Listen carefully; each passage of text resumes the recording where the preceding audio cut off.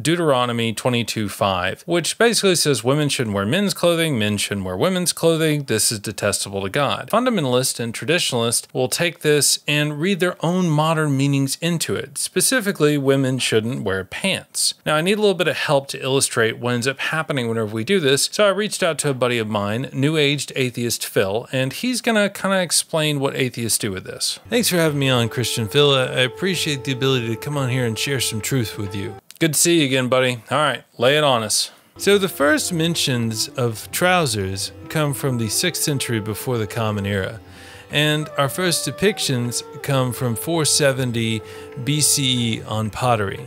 Now, this brings up a pretty big contradiction for your faith.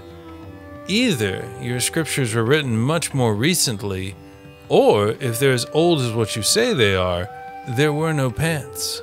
So you're left in a tough spot as a Christian who professes that women shouldn't wear pants.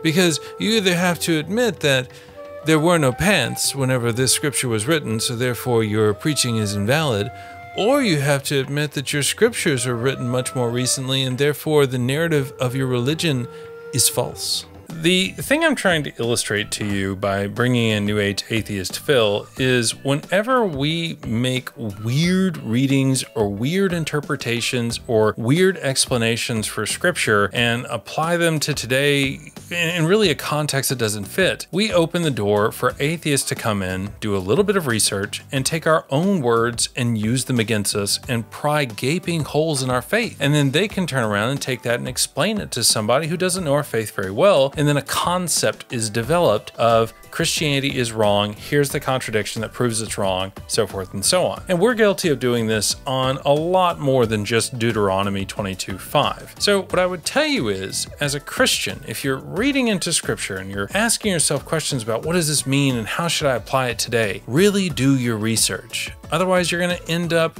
with a Deuteronomy 22:5 trying to say that women shouldn't wear pants. This doesn't make any sense.